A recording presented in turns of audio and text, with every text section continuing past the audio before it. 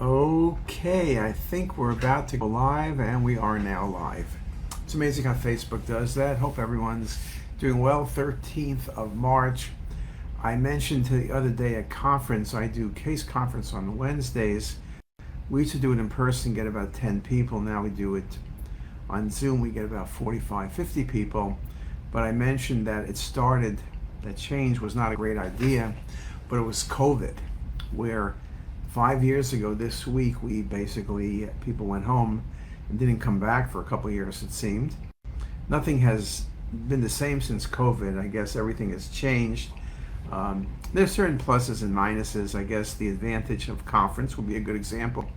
You have 50 people, you have residence fellows, people at remote sites, people who are in New York, people in California. That part's good. You miss the in-person and you miss the free lunch. There's no free lunch on Zoom. That's one thing to think about. Anyway, another thing to remind people, you'll see a note on the website here on Facebook that we are doing a survey. We'd like people to participate. 5 minutes is all we ask.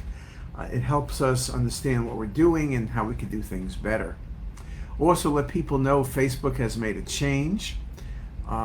Most people will watch this recording after I do it because people are busy, there are different time zones and the like, but usually it's up, or it's always been up forever. Facebook announced last week a new rule that your video lives, Facebook Lives, will only be available for 30 days. Now, we do take them all. Lily takes them all and puts them on YouTube. So if you go to YouTube, our CTisus, you'll see a thing where all of our Facebook things are there. And it's probably easier to find it anyway, because if you scroll trying to find last week's talk or talk from a month ago, you're going to scroll a lot of scrolling. So anyway, we change. I guess Facebook probably has storage is expensive. Just think about how many mega terabytes they have of videos that people make. People don't necessarily make educational videos like we do.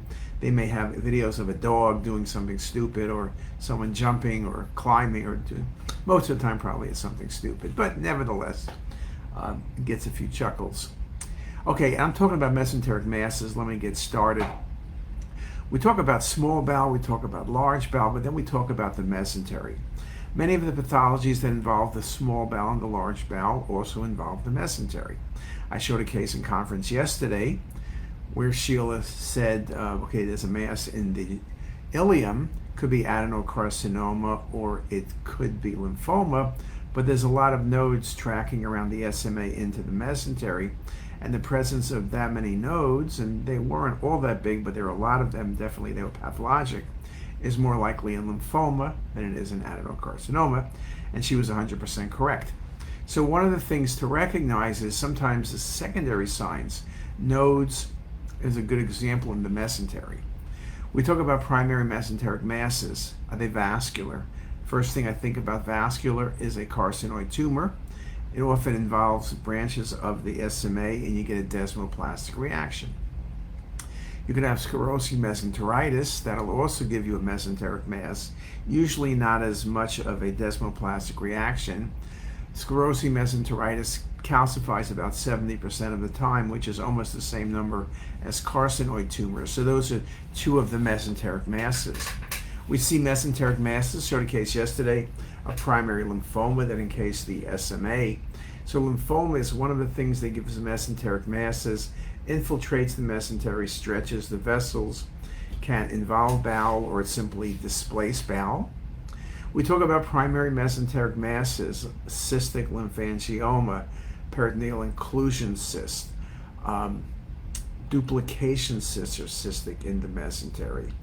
We talk about solid tumors, leiomyosarcomas, lower density ganglioneuromas, you name the sarcoma, again from leiomyosarcoma on down. We talk about in the mesentery things that relate to inflammatory disease. Crohn's, we typically think about the terminal ileum, but Crohn's also gives desmoplastic reaction or inflammatory changes involving the ileal branches typically. which extend into the mesentery. We talk about inflammation in the mesentery, abscesses, perforation of bowel. One thing to think about is jejunal diverticulitis, for example, going into the mesentery. So that's something to think about. Definitely possibilities. We look at the mass in the mesentery, whether it is solid, cystic, or fat density.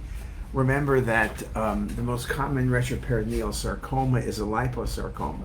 They can be all fat, moderate amount of fat, minimal amount of fat. They can be well defined. They can be infiltrating. They can displace bowel. We talk about masses in the mesentery, like, how's my phone, by the way? Like Castleman's disease. Castleman's can look a little bit like carcinoid, but doesn't give you that desmoplastic reaction as much as a mass in the mesentery that's vascular.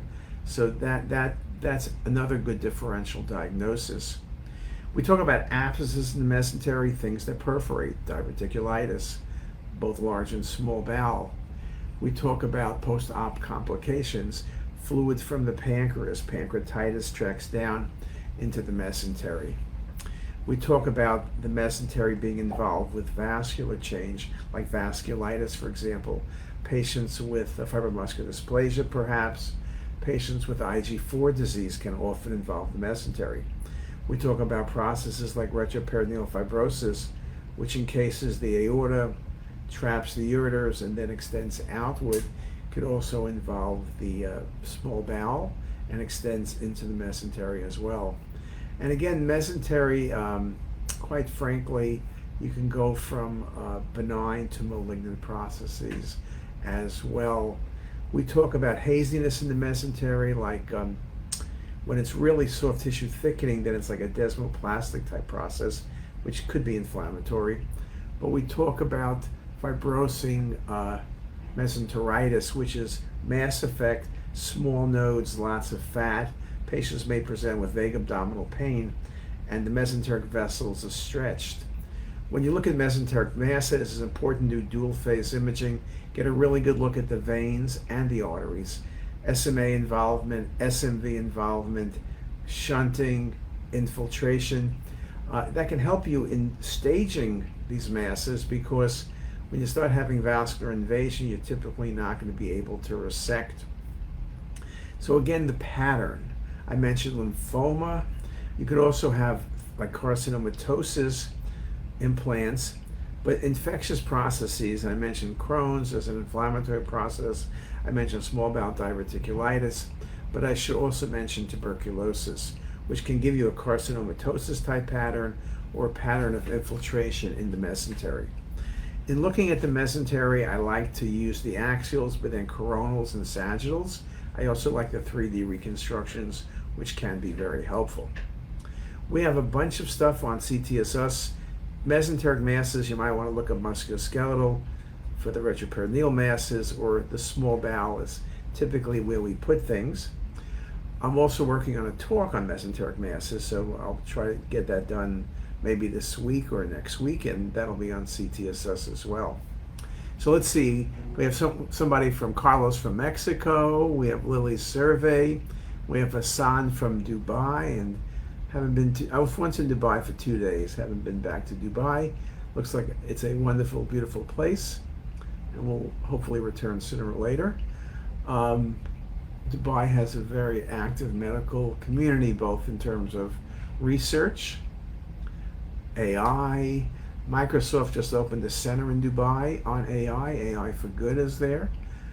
So there's a lot going on in Dubai medically. And hopefully there's a lot of new stuff going on in Mexico as well. But other than that, I hope everybody is doing well. And I'll try to post some mesenteric cases on Facebook the next couple days.